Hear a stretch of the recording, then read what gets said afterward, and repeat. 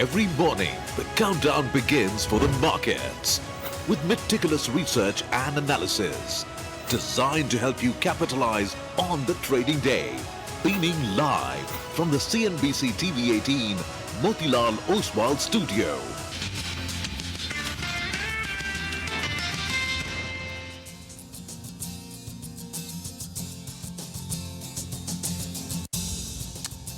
Good morning. You're with us here on a fresh new edition of Bazaar Morning Call. We are coming to you live from the CNBC TV 18 Motilal Oswal studios. Start of a fresh new week. Lots of triggers, lots to talk about. We're coming to you, of course, after 5 weeks of straight, non-stop kind of gains. I mean, the Nifty is up from the lows of 21,743, up somewhat 15-16% or so. It's been one way. Where do we go from here? That's the question. I'm Prashant with me, my colleagues Nigel and Survi. Guys, hi, morning. Morning. Hi, morning. Well, yes, cues are a little more somber as we look at, whether it's the US Moody's downgrade, whether we look at Asian markets this morning. But guys, it's all, grey and black, lovely skies in Mumbai. Monsoons, yeah. The pre-monsoon activity has picked up, though I know that there are reports that I think in some parts of Maharashtra, it's, a little bit of an issue with the crops because it's ahead of time. But nonetheless, I mean, monsoon bounty, looking forward to it. Well, indeed, the heat, though, post it rains, it gets a little too much. But that said, it's going to be an interesting trading session. As Prashant said, we've had a good run. Let's get straight to the action. Yeah, now it will be not pause, but will be kind of, there is enough to pause for consolidate. I think that's broadly, the way I'm looking at things. And I'll tell you why. There are basically two themes I want to touch upon this morning. There's not too much day on day, and there's not too much to pick up on Friday in terms of what happened or what's happening this morning in Asia to really sort of, in that sense, read the tea leaves. So the markets continued their rally, and there have been two 90-day pauses, right? I mean, so much has happened in the last 1 month. It's kind of incredible. But you've had 90-day pause on the 9th of April for reciprocal tariffs. The rally started then. And that continues. You had another 90-day pause, this time between US and China, which came last weekend. And that, right out of it, I said, well, this is tactically risk on for markets. And, markets have just continued on. And they've done very well. So last week, if there was, if you need evidence, Nifty was up 4%, Nifty Bank was up 3%, mid-cap index was up 7%, and the small-cap index was up 9%. That is just last week, 1 week. And this kind of is after that weekend. We came out like a Monday, this Monday. This was, of course, the last Monday. And unexpectedly, US-China tariffs would drop down to 30 and 10% respectively, much better than anyone thought. Now, most markets, after the rally we've had, I mean, for example, the S&P 500, the biggest, the most diversified index in the world, the most tracked index in the world, has rallied 24% from the April lows. It's 3% away from its February highs. So most markets around the world are pricing in little to no damage from Trump's tariff policies. Could this really be true? That's the point. Now, I think that this assumption that there'll be little to no damage is perhaps wrong. But it's just too early to fight the trend. I mean, if you're trading, if you're in the markets, you may have a view, but what you do has to be sort of timed correctly as well. And maybe it's not just still the time to fight this trend, this broad uptrend that we have been seeing. But it's time at least to wait and watch and maybe lighten up a little bit if you're aggressively sort of been trading and riding this up move. The question to ask is this: has the good news on tariffs peaked? Now, the good news was, the last big tariff good news was US-China. So is that kind of the top as far as this entire tariff news flow, good tariff news flow is concerned? We'll have to see. No one thought that the US-China thing will happen the way it did at the rates it did. So it's a question we'll just have to wait for answers. Now, but remember this, even after what has been done, and there's nothing new, US effective tariff rate for China began this year in 2025 at 11%. And even after the drop, what we have now is 39% effective US tariffs on Chinese imports. It's still massive. It's still very, very large. And is it really the case that there won't be any impact whatsoever? Now, just two other things, right? One is the US bond market. Will that start to come into focus again? Are US treasuries vulnerable once again? And I'll give you two reasons why. One is Moody's downgraded the US sovereign rating from AAA to AA in line with other rating agencies. It's not earth-shatteringly a big market-moving kind of an event, but it does point to the fact that this is still a thing, right?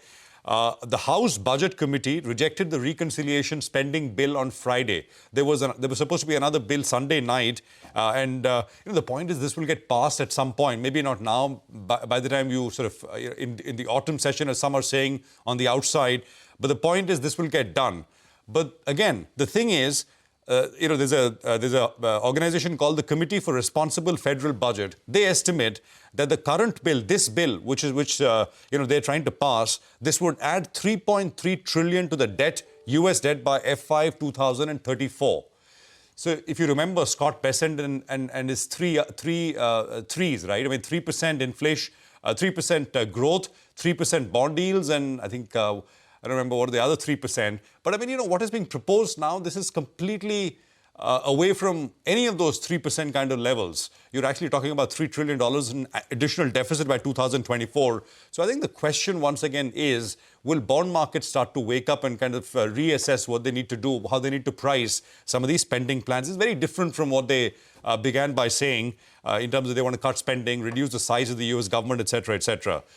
Just quickly wrapping out things with just two levels. On the Nifty, support stands at 24,738, the 40-hourly exponential moving average. And the Nifty Bank support stands at 54,442. And one is the 40-hourly, the other is the low that we saw on Friday last week. Upside levels are well understood, well known. I'm not getting into it. GIFT Nifty will give you a quick sense of how we are likely to start. It's about 11 points lower. So it's a measured and slightly flattish kind of start this morning. Surabhi. Yeah, absolutely. And, for what it's worth, this whole talk of Moody's downgrading, and now they're in line with the other rating agencies, that is kind of putting a lid on the enthusiasm this morning across Asia as well, because a lot of the Asian markets are tracking red, whether it's the Nikkei or whether it's the Chinese markets. The Chinese markets, by the way, in addition, are looking at data, and data points are mixed. So the retail sales number that came in for April, that has missed estimates. It's also lower than the March number. Retail sales in China are at 5.1% growth for April. The industrial production number is also slowed down. The April number is lower than the March number, but it's not as bad as the market had expected. So the industrial output number is 6.1% in China. So the numbers are keeping markets fairly range bound. And then, of course, there is the US bit as well. In the US, by the way, this widely tracked sentiment indicator, the University of Michigan Consumer Sentiment Index Survey, that indicator fell to 50.8, the print that came out, versus 52.2 in April. And that's the second lowest reading on record for that indicator. But anyway, on Friday, the market was in a good mood till this Moody's downgrade news came in. In fact, for the week as a whole, if you talk about it, I mean, the US market, S&P 500 is 5.3% higher, Dow 3.4%, Nasdaq 7.2%. Those are the kind of gains we're talking about just last week in the US market. On the trade front, never a dull moment. Let's pull up the latest tweet or post from Mr. Donald Trump. Now he's saying that Walmart should eat the tariffs. That was the weekend headline. He's saying both China and Walmart, between them, should eat the additional tariffs and not charge valued customers anything, he says. He says, I'll be watching, and so will your customers. And this is in response to the Walmart management indicating that prices are bound to go up as these tariffs kick in. So this is, a never-ending saga that continues. On trade, by the way, this week is very, very critical for us here in India.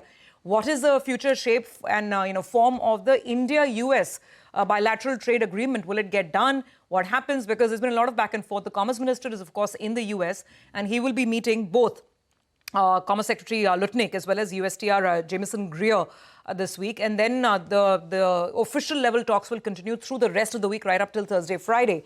And we know what's happened because, on social media and on public forums, when he was in the Middle East, Donald Trump, the US president, was indicating that India has offered zero tariffs, all is okay. Then the external affairs minister came in, our external affairs minister, that is, saying that nothing is done till it's done. It needs to be a mutually beneficial deal. So this is very, very crucial in terms of the progress on this deal as we go forward. On the markets, the Nifty got into a bit of a consolidation patch by the end of the week, by Friday. But the mid-cap market has been, up and about, lots of flair out there. So let's see. The flows picture is still very, very strong. So if you need that push to come in, the bulls have that ammunition with them. And look at the kind of buying. FII buying of 8,800 crores on Friday, and domestic buying worth 5,200 odd crores. So pretty solid numbers, no problems when it comes to foreign or domestic participation. Lots of stocks in focus and some very interesting developments in the telecom space that I'll watch out for. Bharti Airtel seems to be indicating, why leave us behind? If you're talking about any kind of an AGR relief from the government, why shouldn't we get it? That's exactly the point that they've raised, saying that the relief should be granted in a non-discriminatory manner to all license holders. They're also saying we'll also have operational difficulties if the interest in the penalty is not waived off. And today, the Supreme Court could be taking up Vodafone Idea's plea, another plea of reviewing the AGR due. So let's watch for this space. Divi's Laboratories, pretty good numbers. And Zen Tech. Defense has been the theme and the flavor. We'll have the management, by the way, join us today as well. And it's been a blowout number for Zen Tech. The profits have moved from 30 crores to 100 crores. Revenue has doubled, so on and so forth. Margins are soaring. So lots more coming up with that management. Plenty to keep us occupied and busy. Nigel. Well, that's right. In terms of flows and the liquidity in the system, it's actually very, very healthy. Because I was looking at the equity mutual funds and the holding that they have equates to around 2.15 lakh crore. I'll tell you what, that is 7% of the equity AUM. So good amount of ammunition is what the domestic mutual funds are sitting on, which will hold us in good stead in case there is a lot of supply of paper and also in case the world gets a little bit jittery as well. So this actually is a positive from an India market perspective. What did the FIs do in Friday's trading session? They unwound some longs. 5,000 contracts were down out there on the long side. They, we had some addition in terms of, short positioning as well.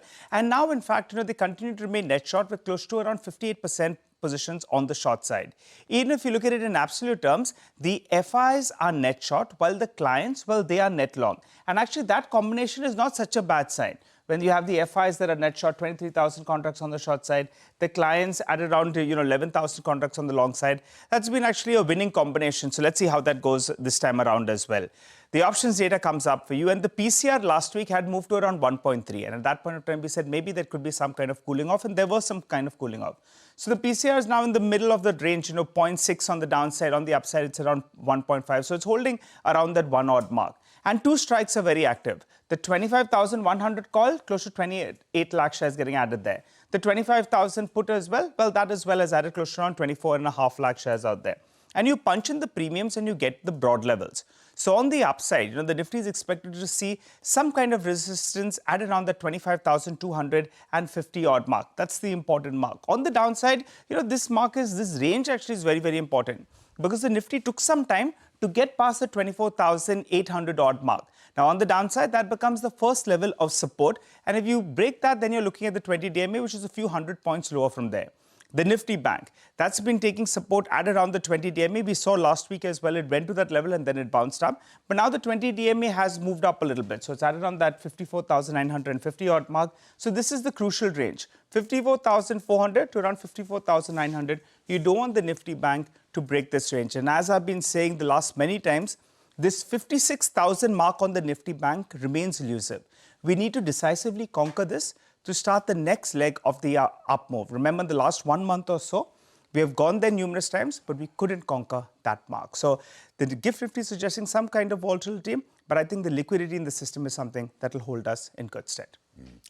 Absolutely. A lot of liquidity, especially with domestic mutual funds, and Nigel has been highlighting that on the program here.